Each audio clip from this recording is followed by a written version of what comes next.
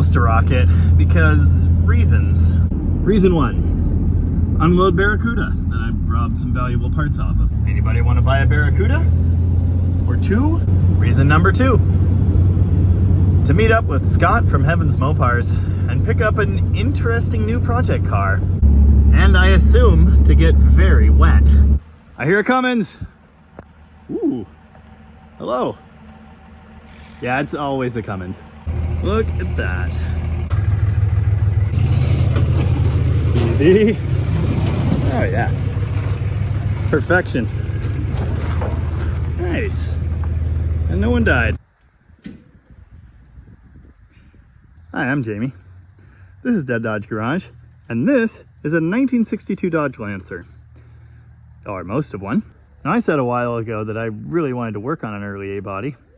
We haven't had any of those on the channel. Well, careful what you wish for, because now we've got this thing.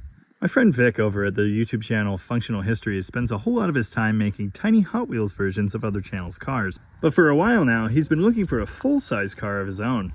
One that he could use for his channel, obviously. But maybe more importantly than that, something he could drive to the No Name Nationals. If you haven't heard of the No Name Nationals, the basic premise is it's open to any YouTuber with 500 subscribers or more. Of course, I'm in that category, as is Vic, and our friend Scott with Heaven's Mopars, who just delivered this treasure. Scott's also trying to campaign a car at the No Name Nationals this year. The announcement of the first No Name Nationals event a couple years ago led to the creation of many automotive YouTube channels. It might surprise you to learn that mine was actually one of them. I was pretty sure I could get to 500 subscribers by showing projects like this one and doing electrical guides and things of that nature. And given that I'm almost at 30,000 subscribers now, yeah, that worked out. I never thought things would get to this point, honestly. But here we are. Oh, those are Lances, because it's a Lancer. That's awesome. It might be as funny to you as it is to me that I've never been to the No Name Nationals, because when I hit 500 subscribers, I went ahead and punched Sykeston, Missouri into Google Maps, found out that it was 2,000 miles away, and when diesel was $6 a gallon, ouch. Is it just me, or does this car look like it belongs right where it is? Now, Scott was kind enough to give this car to Vic, and Vic had an idea. You see, he lives in Dayton, Ohio, and I'm currently standing in Olympia, Washington. That's quite the distance. If you can't tell by looking, this car needs some stuff. So here's Vic's genius plan. Take this car and hand it from YouTube channel to YouTube channel, and hopefully, at the end, it works, and you can drive it to the No Name Nationals. That's where I come in. Scott donated the car, and he brought it to me. So now I'm going to donate my mechanical know-how and try and make this thing kinda sorta work. At a bare minimum, I'd like to hear it run. I'll also be donating some parts to the project. For example, the driver's side torsion bar is broken in half, which is why it's sitting like this. I think I have some in my pile of parts. Well, I've put it off long enough. Let's look under the hood and inevitably become disheartened and disappointed. Why won't it unlatch? There we go. Oh, yeah. Ugh. Why are there no hood hinges? This is a 225 Slant 6. I really like the 225 Slant 6. Now, of course, this is the Dodge version of the early A body, the Dodge Lancer. But it's based on the 1960 Valiant. The Valiant and the Slant 6 were born together. At the beginning of the 1960s, import cars were starting to invade the US. American cars were getting bigger and bigger. Meanwhile, cars like the Volkswagen Beetle were small, easy to park, and extremely fuel efficient. The American automakers had nothing that matched that description. Tiny rolling bathtubs manufactured by Austin notwithstanding. Each of the big three answered this question in their own way. GM, of course, came up with the Chevy Corvair. Rear-engined, air-cooled, much like the Beetle. Chrysler, being Chrysler, didn't have a whole bunch of money to go back to the drawing board. So they kind of shrank their full-size platform and came up with an engine that would fit under a newer, lower, sleeker hood line. Thus, the Slant 6 was born. The engine was angled over on its side, the intake and exhaust were laid over this way, giving a low position for the carburetor, and the water pump is here, sort of next to the block, instead of at the front of it, to try and keep the length down. I'm seeing some kind of interesting stuff here. There's an aftermarket fan and a spacer, and the radiator has been moved that way. I don't even want to know. This early A-body platform was the original home for the Slant 6.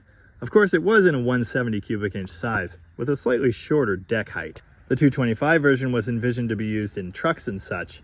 It did find its way into these cars starting in '61, I believe. Of course, the next generation, starting in 1964, featured cars like these early Barracudas. And they're pretty cool. But there's something special about these early ones. Also, some things that are very strange. The lines are a little funky. These things are often, I want to say, lovingly referred to as road toads. Now, as you can see, this car only has 2 doors, but it does have a post there, solid line around the back window. This is a 2-door sedan, or 2-door post, or whatever you want to call it. Either way, I'll be corrected. Now, the hardtop version of this, the Lancer GT, is a really neat car. With no posts there, I don't know, it looks cool. At least as cool as a car with all this going on the back end of it possibly could, anyway. I've been advised by Scott that the crankshaft in this 225 Slant 6 does not do that thing that we like, namely, rotate. I need to get this thing loaded up on the trailer, but before I do that, I'm going to give it a quick look over and see if there's any hope of this thing running in the next decade. We'll start here, as I always do. It's a quart low, but it's fine. It's dirty, but fine. The dipstick doesn't even look that crusty.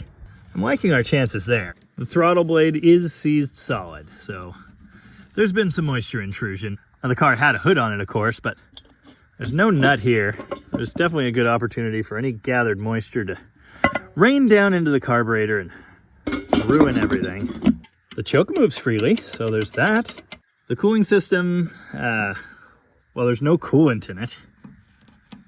Okay. I do have a radiator that looks like this one, and I think we're gonna need it. Well, that's cool. The pulleys rub on each other for some reason. No. Oh, wait, hold on. Still, oh, there we go. Nice. Oh, delightful. Oh, okay. Now this is interesting. These pedals actually look like early B-body. Huh. The clutch moves. Oh, did I mention it has a clutch? And it's got a shifter on the steering column, which doesn't move at all. I know it's in neutral because it rolls kind of okay, but eventually we're going to need it to go into gear too. Look at this gauge cluster. It's really cool. It's pretty similar in layout to the next generation Dart. Yeah, that's really neat. Of course, if this thing was an automatic, it would have had push buttons right here. And it should have heat mode buttons here, I think. But it doesn't. Apparently the early fuse box looks like this. Well, at least it has one. I only just thought to look for a key. And it doesn't have that. It has this. Okay. Giant speaker grill right in the middle of the dash. No speaker in it. It's in pretty rough shape, but the headliner's actually holding together. That's really cool. I'd be tempted to tape it up at the back there and just leave it be, but how are we going to kick the roof dent out with that in place? Here's a look at what's left of the front seat. These are kind of like a 60-40 split. It was a really cool pattern, but it's mostly gone. And the critters have been here too. Oh, now we might need that later. Well, that is not part of a 62 Lancer. We might be able to glue that back into the broken taillight, which is good because I don't think we'll be able to find a replacement. This is the biggest and craziest battery hold down I've ever seen in my life, but it's here. Oh, good, hood hinges. Just figured out why they were removed though. Actually, those must be off another car because this hood looks pretty decent in that area. So there's at least a chance it could be attached again. Listen, she's a little rough, but you know what they say. Don't look a gift horse in the butt. Is that what they say? Oh, well, at least now I got something to remember it by. I don't know how all of this survived the road trip over here from Spokane. If you've ever tried to unseize a Slant before, then you are aware that they don't normally have a harmonic balancer bolt. Some later engines do, but this one certainly doesn't. Well, I couldn't help myself. Had to try it. It's not like we're going to hurt the starter at all. It's, yeah, it's kind of hurt already. Anyway.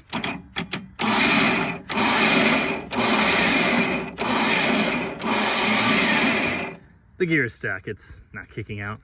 One of the best things about the Slant, easily replace starter. Like the easiest in the world, maybe.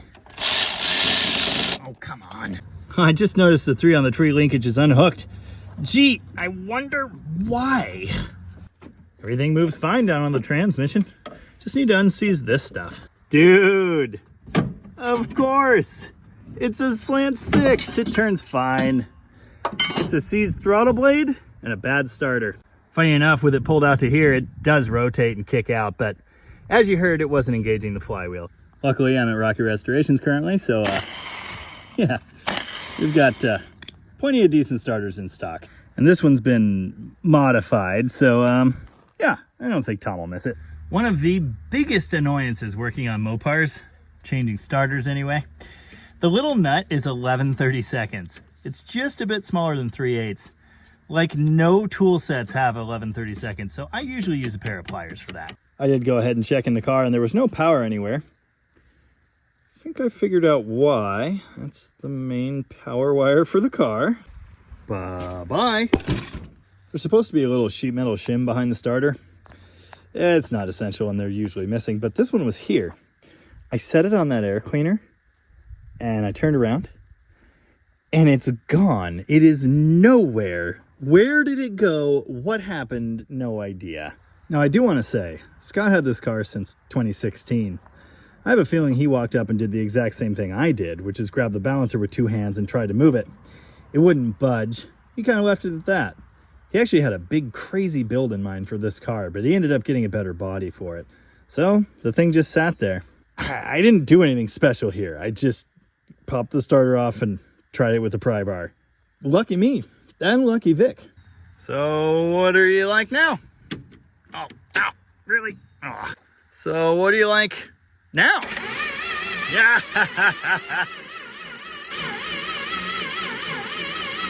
Okay, well, we might be a little lacking in the compression department, but we've got a turning engine. So now we need an unseized carburetor, some sparks, and gasoline. And then magic happens probably. Judging by the way this thing sounds, the smartest thing to do would be to pull the plugs out and dump some oil in there. That will actually help to seal the rings against the cylinder walls, build up a little bit extra compression, and make it fire off faster. But this is a Slant 6, and I think it's probably just going to go anyway, so we'll cut straight to that. However, it's currently Saturday, 5:15 p.m. The sky is starting to look like that, and I should really be getting home. Oh, I put it in the car. That was smart. All right, I had this other fun idea though. Check this out. It kind of moves under its own power. I got the column shifter unseized for first reverse only. Why does the throttle move at the same time? You know,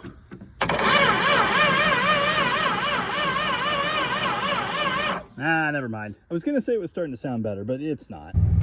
Okay, stay. I'm pretty disappointed in myself right now. I lost my Matco brand winch controller, so I gotta use my other Matco brand winch controller now. Come on, let's go. Oh, I should shut the door. Oh, yeah, she's a little low. Also, I'm really glad this bumper's already ruined. It actually steers really nicely. Oh, this poor winch. Perfection. Made it, barely. Really disappointed in myself for losing my screwdriver. What do you mean loading the car took an hour? That's crazy. It only looks a little sketchy. Nailed it.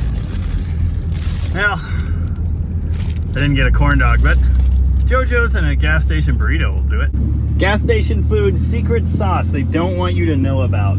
Sour cream and Heinz hot taco. It is fantastic.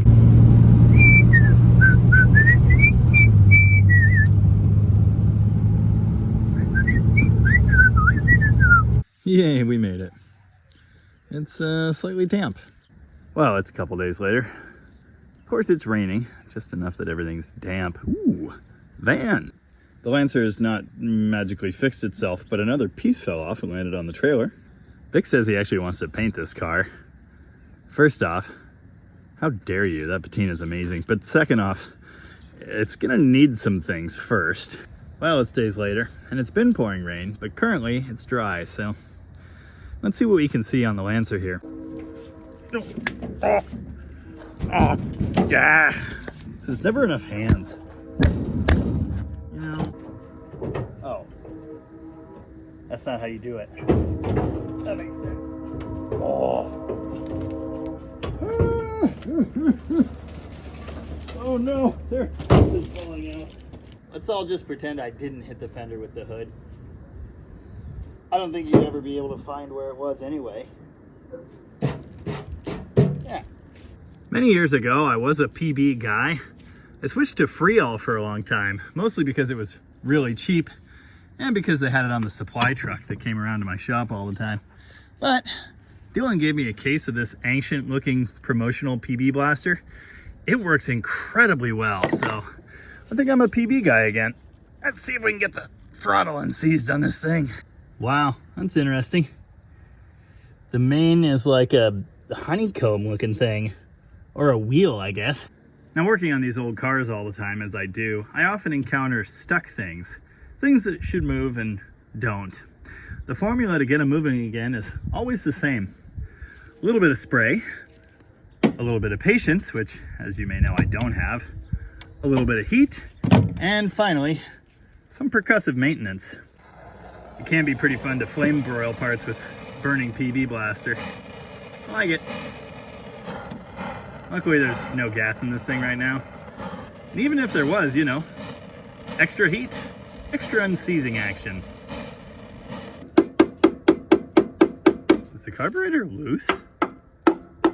Maybe. Can't reach that side.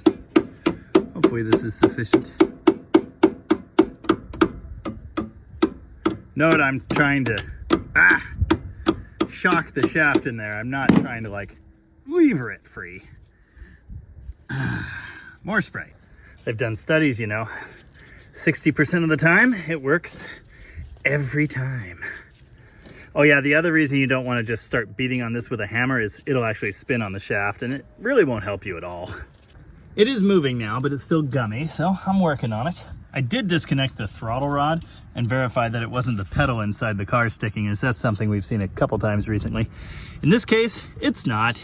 It's just gummy in here. So I'll keep spraying it and working it, and before long, it'll be moving just fine. Oh, we are missing the throttle return spring. On these early Slant 6s, it goes from this spot on the linkage down to this ear on that bell housing bolt. So we'll have to add one. Now this is interesting. One of many common Holley 1920 problems is a sticky accelerator pump. And this one, unlike the 63 Valiant at Rocket, which I was working on yesterday, moves just fine. Pretty surprised by that. I doubt the diaphragm actually works, but it's cool it's not seized. Half a can of spray and some more flame later, we've got this. This will work. I know this will come as a shock, but the tires are slowly airing down, so I can't get the door open to lubricate the pedal. We'll get to that later, I guess. Now, as I showed you before, there's some mouse house action happening inside the radiator right now. Ugh, like a lot. I'm gonna get a hook and fish that out, and then we'll see if any part of this holds coolant, but more important than that is just gonna be hearing this thing make some fire happen. Oh, I just found the air cleaner nut. I don't think it's coming out of there. Man, if there's one thing we love around here, it's kind of rusty, whitish, grayish Mopars. Oh, there's a good smell. Free bungee cord. We're gonna need that for the battery. Speaking of the battery, admire this custom battery tray. The original rusted out a really, really long time ago. That looks early A specific, although it might be similar to the 63-6 unit.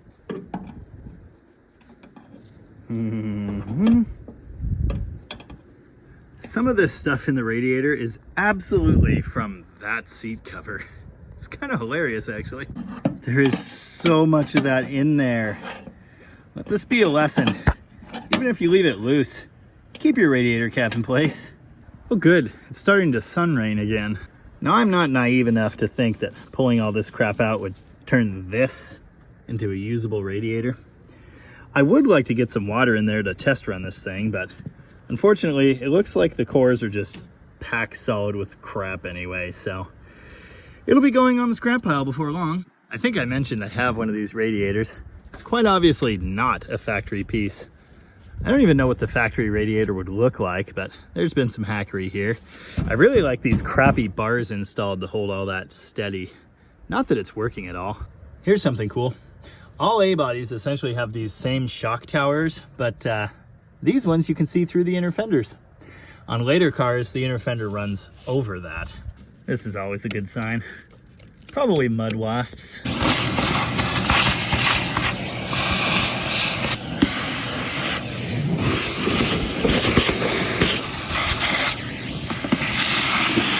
It's like ripping off a scab. Oh yeah. Much better. Well, you know, better anyway. We've got an engine that rotates. It might be a little low on compression, but there should at least be the potential for fire. We've got a carburetor with moving components. We've got most of the things we need to make fire happen. Ignition will be an important one, and for that, I found a coil wire to replace the missing one.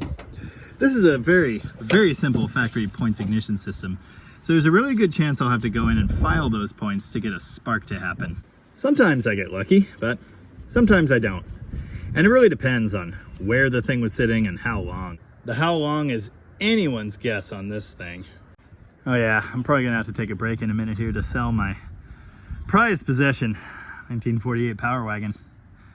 I know, don't yell at me. At least it'll live on in our hearts and on my hat. Now before I get to making sparks happen and then firing this thing up, hopefully, I want to talk about something, and that's priming engines that have been sitting. Priming the oil system, that is, or pre-lubing. I've gotten a good few comments about this. In fact, this very morning, I got a comment that said I'm an amateur moron because I revived an engine that I did not pre-lubricate. Allow me to direct your attention here. This is the underside of my 318 Poly in my 64 Power Wagon. This engine was locked up. I managed to get it freed up and turning like 10 degrees, but that was about it.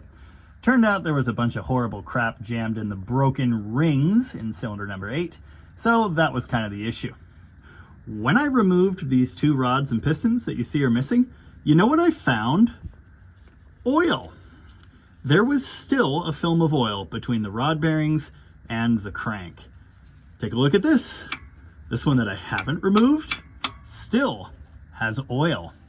Look at that. This engine was seized. It was abandoned. It's been outside in a field. And in fact, this oil pan has been off for almost a year. That crank journal still has oil on it. It has not rusted. I believe I've made my point. I am not saying pre-lubricating an engine that has been sitting is a bad idea. It's a fine idea. You know, I mean, extra oil, great. But what I am saying is that by and large, it's not necessary. Even an engine that's been sitting for a long time still has an oil film on the bearings. Now, the oil may be running off of the cam and lifters. You know, they're not enclosed like the crank bearings are. But pre-lube isn't going to reach that anyway. You know, it might get around the sides of the lifters, but it's not going to reach the faces or the lobes of the cam. Only splash oil does that. Here's the inside of another engine that was revived after sitting for years and years. No horrible damage to the rod bearings here. Well, other than the pre-existing damage, but that's another story altogether. Do you pre-lube an engine like this when you get it out of the junkyard? No, there's really no way to do that. There might be a priming tool that fits where the cam synchronizer does on these engines, but I kind of doubt it. I own a priming tool for Chrysler V8s. In fact, I own one for a Ford and one for a GM as well. And I use those on new engines that I've assembled. On crappy old engines like this that have been sitting for decades, I don't really bother. Now there are exceptions to that, like this beauty. We really cared about that engine, so I went the extra mile. But not that one, and it was fine. Or that one, yeah, definitely not that one. Fine. Didn't pre-lube that one. I'm gonna put a turbo on that engine. Here's the other important aspect to this. If there's something wrong inside this engine, there's something wrong inside this engine, and no amount of pre-lube is gonna fix that. And I'll make the same argument for pulling all the plugs and soaking the cylinders too. Yeah, it might do something. If the rings are stuck, you know, it might free them up. but so will combustion and splash oil hitting the bottom of the piston skirt and then ending up on the wall and soaking the rings, and gasoline washing down from the top, you know. Once this thing runs, those rings will be lubricated. They will be heated. They will be soaked in stuff. And if they're gonna free up, they will free up. Yay, more rain. Now I will dump some magic penetrating lubricants down the spark plug holes in the case of a seized engine, you know, in efforts to get it unseized. But the thing is, if the rings were rusted to the cylinder walls, it doesn't really matter if you get it turning. The walls are already damaged, you know? That ship has sailed. So what's the point in worrying about it? In my world, one of two things is gonna happen. The engine's gonna run, or it's not. And I'm not gonna waste my time trying to build a Slant 6 pre-lubricating tool or putting oil in all the cylinders. I might dump some down the carburetor. That's cool. Let's find out what we've got. One final point on pre-lubrication. When you get your engine turning over with the starter, as I've done with this one, the pump is turning right away. It's gonna start pulling oil in and shoving it through the oil passages in the engine. It may not be a whole lot of oil, but as soon as this thing starts, it's gonna have oil pressure. Or it won't. And if it doesn't, it was doomed anyway. I'd hate to have Mother Nature ruin all my hard work, so we'll put that back there for now. With all that said, let's grab one of these crappy batteries and see what's what. Does this seem like mega sketchy to anyone else? We were admiring that the other day, but it did learn a minute ago that the alternator doesn't, so that's good. Rain gear, what a good idea.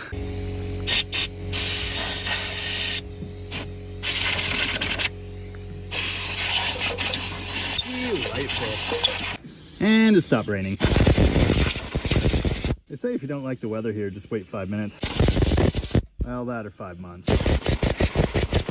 That's a mistake. Oh, it's gonna get on me.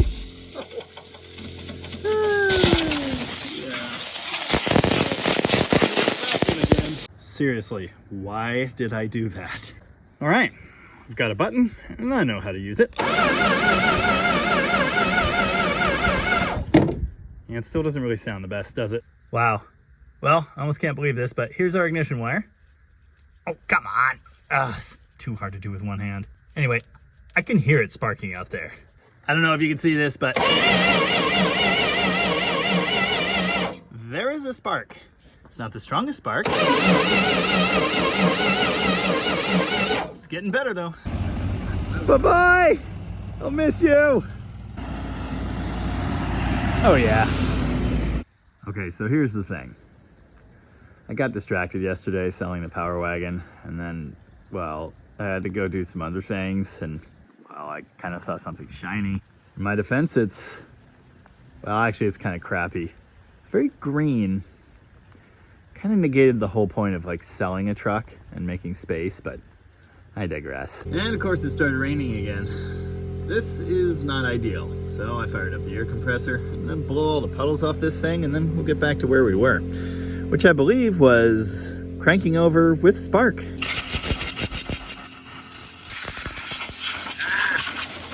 in the face. Better. Hey, do you follow me on Instagram? If you do Instagram stuff, you should find me. I'm Dead Dodge Garage. That checks out. Someone commented on my post about this car yesterday and said, I hope they paid you to take it. How dare you, sir? How dare you? Let's start with a bit of this, you know, to taste. That should do something. This is not easy to do with the giant gas can, but here we go. Perfect. Now the gas and the two-stroke oil will mix right there. Hopefully it just magically finds its way into the cylinders. I'm gonna try and pre-fill the bowl too while I'm at it. And then we'll find out that every circuit in this carburetor is clogged solid.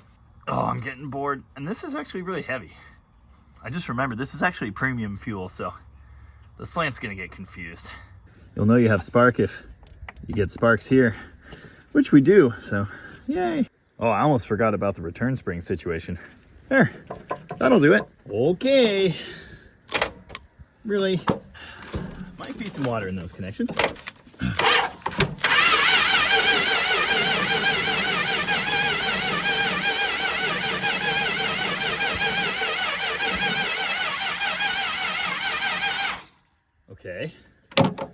at least one poof out the top there. Not a big one, so let's see if we can make it a larger fire. Oh, yeah, that ought to do it. It's that's probably enough fuel to do something, I suppose.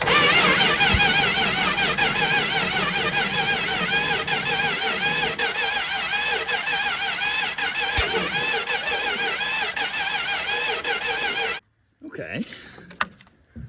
What do you think of the smoke coming off of that connection? Personally, I think it's kind of cool. See if the jump box helps at all.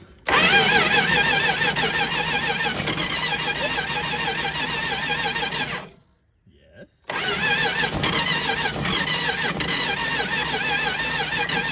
Just between you and me, it's entirely possible I flooded the crap out of it.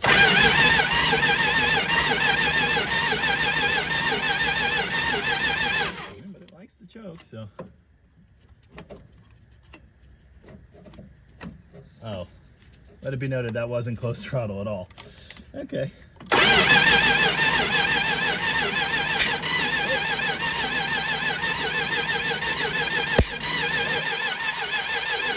Well, all right.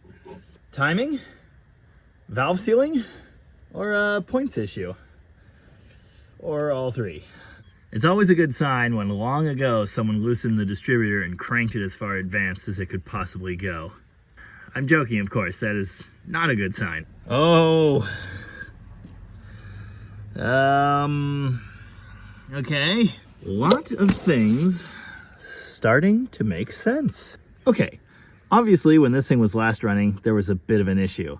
And judging by the way things look, I think it was a bit of an issue for a while. This is really impressive. The center electrode is just gone. And the button has been riding right here. And the spark has been arcing across through that gap. That is incredible. Then of course we have this, those burn marks, and I think from the spark being strengthened by jumping across the big gap from the damaged rotor. Whatever the cause, it was aggressive enough to like disintegrate the cap in those areas. And notice it was coming from this way. This cap is also cracked, which is always good. Oh, I see the piece of the rotor. I'll have to get that out of there. Anyway, I've got the points up on one of the little cams. It's actually not all the way open, but it's pretty close. And what I'm seeing is that the points are barely opening. They are opening enough to yield a spark, but the dwell is way, way off. And that actually makes sense. If you look right here in this kind of triangle shape, there's the adjustment slot for the points on that side of it. Usually that should be about in the middle. Now, if you didn't live through the bad old days when points were a normal piece on a daily driver car, then you might not be familiar with what they do. They open and close. When they close, they're actually grounding out the negative side of the coil so the coil can charge. The amount of time that the points spend closed is called dwell. It's very important that that dwell is set correctly, for a couple reasons. Firstly, so the coil can be charged correctly at high RPM. But secondly, because the amount of dwell affects the opening timing of those points. If the dwell is not correct, then the point at which the spark is generated will also not be correct. Essentially, in this case, because the points were not set correctly, ever, the points weren't opening until very late, and at that point, the rotor was past the ideal point to spark over to the tower, so it was jumping like that. Because the timing of the spark being initiated is partially set by the points, that means that the timing of the engine is actually affected by the gap of the points, and as they wear, the timing changes somewhat. I'll tell you right now, these points are garbage, and not just because they're ancient. I actually opened them a moment ago and I could see a very obvious burned, corroded spot in there. Of course, you can't see it now because the camera's stupid, but I know they're bad. I also know they were still giving us a spark. So for now, I'm gonna open the gap up, I'm gonna change the cap and rotor, and we'll see what we get. If this thing actually runs and proves to us that it's worthy of a new set of points, we'll go get one. And when we do that, we'll only be using Eklund brand from Napa. Just about every other set of points you can buy now is total garbage. I've mentioned this in other videos, but the worst thing about working on a Slant is getting down here to the distributor and the other ignition components. So it's gonna be really hard to show you what I'm doing, but I've got my flathead screwdriver in that triangle and locked into that slot on the points, and the screw is just snug. So I should be able to move them, but they should stay where I put them. Now I'm just eyeballing this right now, and again, you can't see it. but there is something of a gap. So we'll try that. Because I just lowered the dwell time of the points and adjusted them so they are opening sooner, I also effectively advanced the timing. So later, we may have to loosen this whole distributor body and put it back where it's supposed to be. We'll see. Now, Chrysler knew this was going to be a problem, so they did provide a handy little indentation in the cylinder head, so you can just barely fit the distributor cap through there. That was nice of them. Clip! Come on. No, it's not. Did I mention this sucks? Well, obviously, if you just line it up right, it works fine. Now to put the plug wires in order on the new cap. And that order, of course, is 1, 5, 3, 6, 2, 4. 1 is right here next to the clip. And this is a clockwise rotating distributor. Like it never happened. Let's see what we get. I don't know about you, but I think there's probably still enough fuel in there. So let's find out. Okay, so as you can hear right away, that is now too much timing. And again, that makes perfect sense because as you can see, the timing slot right here is all up that way. That means someone loosened the hold down bolt on this distributor and cranked that distributor as far counterclockwise, which advances the timing, as they possibly could. This is actually something you see on Slant 6s a lot, and I think this is why. Anyway, I'm going to use a super long extension in a 7/16 socket, loosen the distributor, turn it back to, let's say, we'll go for about the middle of the slot or a little less. That should be really close. I elected to pre-fill the bowl again, and of course accidentally dumped a bunch more fuel down the throat. So it's probably horribly flooded. Let's see what we get.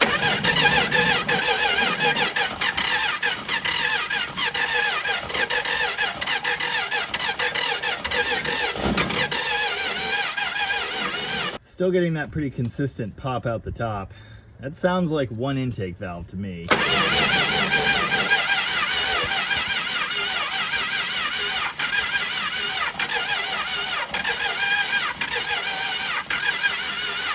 Oh, left my jump box off.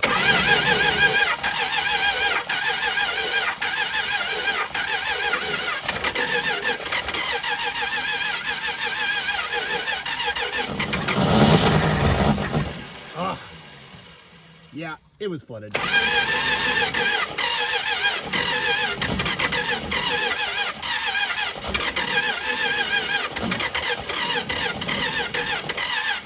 It's not the starter smoking, it's the electrical connections. Just so we're all on the same page there. Surprise, surprise, the accelerator pump doesn't work. I might have backed the timing just a hair too far off. Oh, why? That's terrible. That's got to be enough fuel now, right?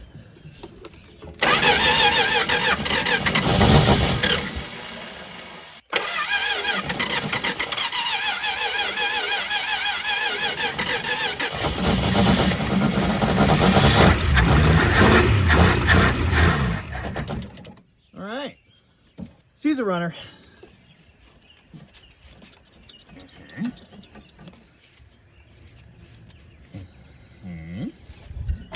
There you go. 10 permanent fuel system installed. See if this pump actually still works. That would be ideal.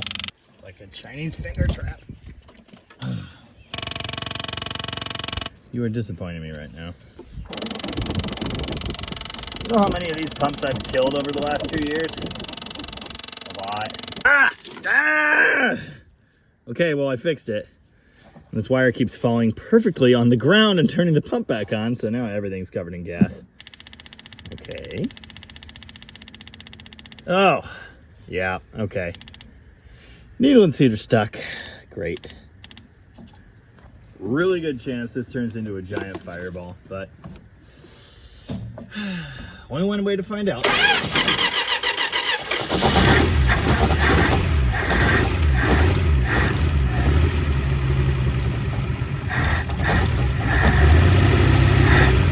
Pump is actually pumping something.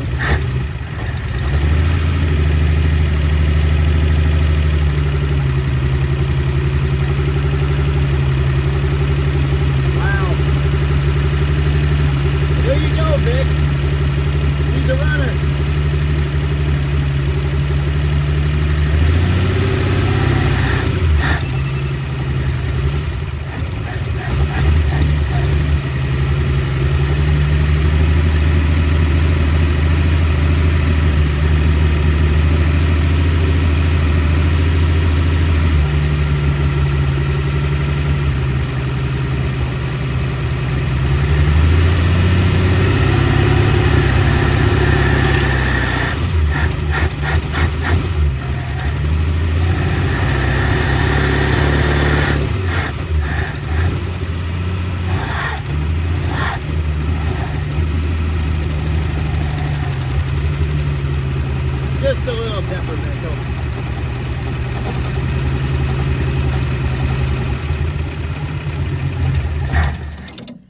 That is something.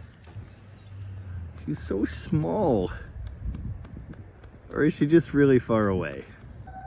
Hey, I just noticed something not good. Not good at all. No one called the EPA. I'm gonna clean it up. It's fine. But where is it coming from? Oh, God. Oh, no. Wait. I know this one. Okay, it might be fine. Hold on. Let me see if I can. Yeah, okay, so the thing about plastic oil lines is that, you know, they kind of need to be connected to a gauge to work. So that sucks. I guess we're changing the oil. Okay.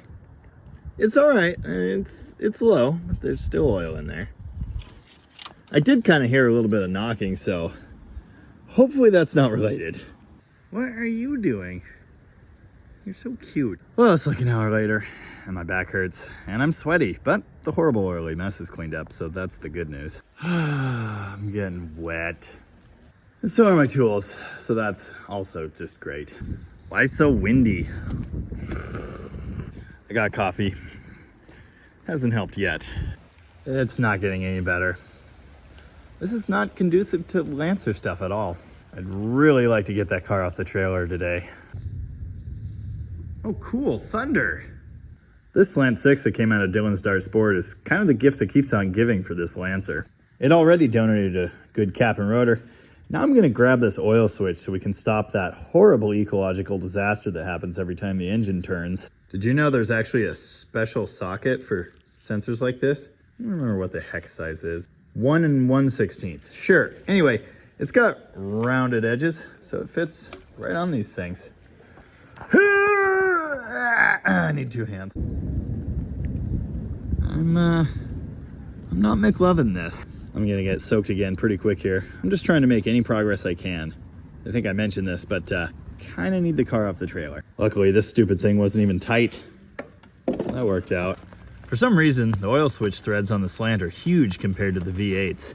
Those are like 1/8 pipe. This must be, I don't know, 1/4, 3/8, something. Hey, now that it might actually have oil pressure, let's see what's what.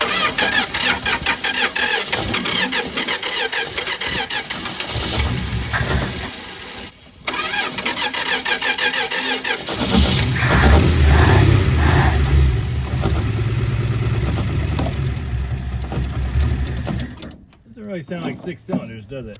Now you may be hearing some of the horrible knocking noises I'm hearing. I'm hoping that's related to that exhaust pipe down there, which seems to be really close to a torsion bar. There could be other things going on as well. Heck, it could be that torsion bar bouncing off the exhaust now that I think about it. It could have something to do with this situation, I don't know. I'm not gonna worry about it too much yet. I decided to try the pump one more time, and the needle and seat has fixed itself. That happens sometimes. Let's run it again. And we still have no cooling, so this won't be a super long session, but I don't know. I just want to listen to that knock more, I guess.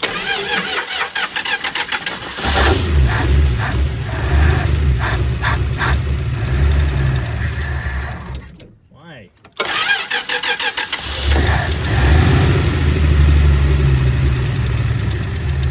I don't hear it.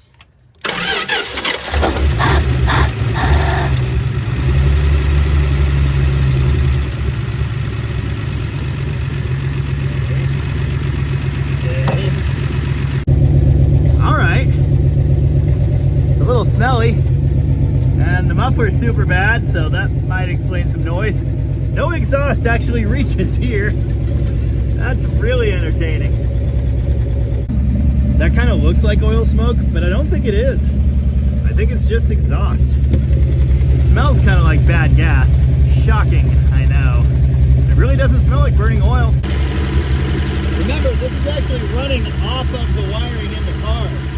I would say the key switch, but there is no key switch. But it's not hot wired. I just put power where there should be some. Why?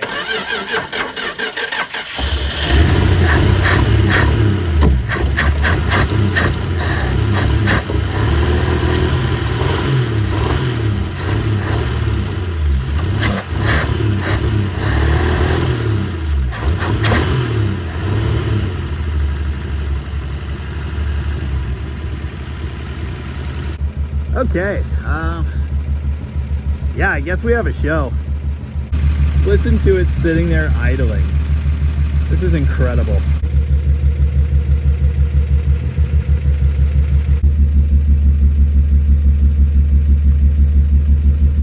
Okay, you may be able to hear this.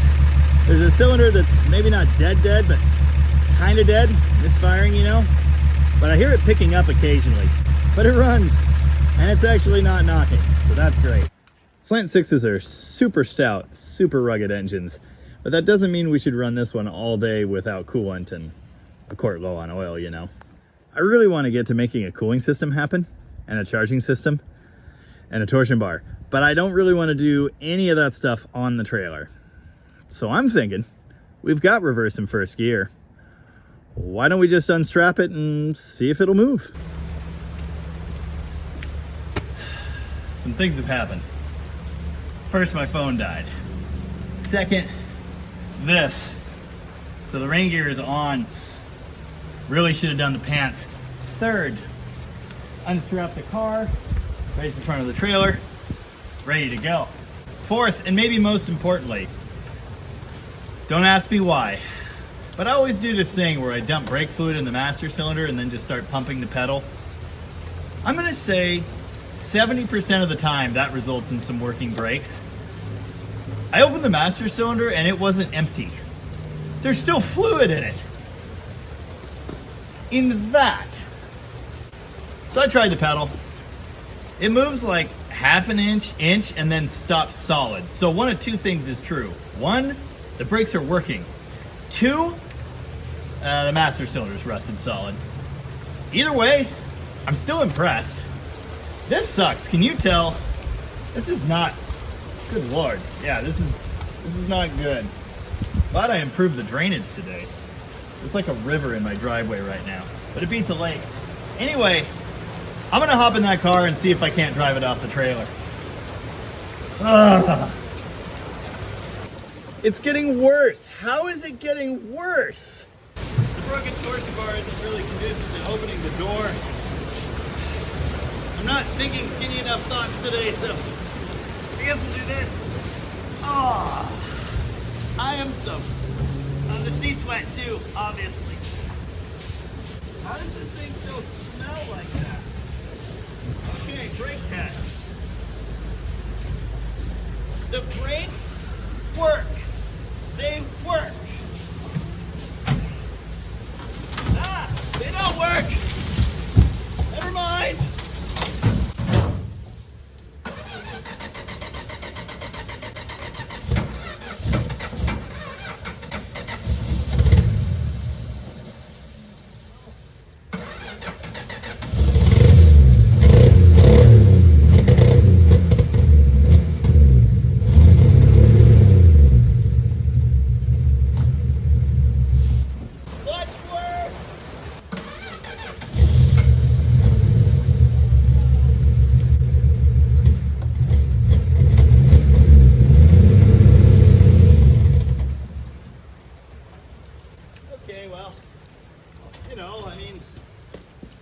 Kind of success. It could be worse. It's off the trailer.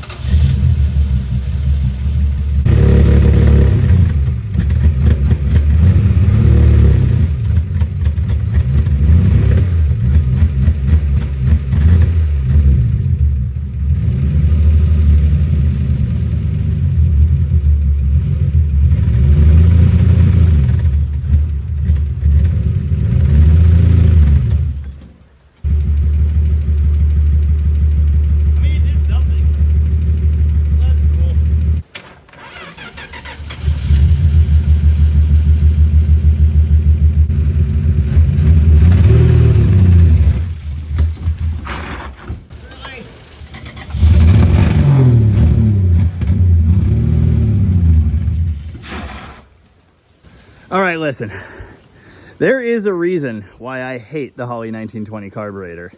They're just terrible. But this one's been sitting for probably decades, so I am gonna give it a pass. One way or another, we need to get into that thing. This thing needs a tune-up. It needs a working cooling system. It would be cool if the brake pedal did something, but I'm gonna call that extra for test drive purposes at least. That's just rainwater off the manifolds. Don't worry, it's not on fire. I did run the gas can out. That's the real reason I had to give up here. I gotta be honest, this greatly exceeded my expectations. I really have to extend my thanks again to Scott with Heaven's Mopars. The first car that he was planning to give Vic, nowhere near this good. This is awesome. This is something we can work with. We're a carburetor and some ignition tweaks away from driving this thing up and down the street. Yeah, Vic, you might want to get a glass guy on the map, as well as a metal worker. And on that note, if you think that you could possibly contribute to this project, we are looking for more channels that want to be involved, namely in the Southern Washington, Oregon neighborhood. There are a lot more spots across the map between here and Dayton, Ohio, where Vic is and where this car is going that we need to fill in. So if you think you could be involved, get a hold of Vic with Functional Histories. His email address is FunctionalHistoriesInc, INC, @gmail.com. I'll put it in the description of the video. Heck, I might even make it magically appear here on the screen. This is a great start to this project, but as you can see, it needs a lot more stuff. And it's currently stuck in my driveway, so I'm definitely gonna have to do a little bit more with it before it gets passed on to the next set of hands. So look forward to a future installment on this thing, and hopefully by that time we figure out which channel is getting it next, and we'll announce that. Until then, thank you very much for watching. And remember, don't follow the rainbow. At least if you're a mechanic. Why was the sideways opening hood not an option on these? There. That'll keep most of the rain out. Okay, seriously, like, all of me is wet, as is everything else.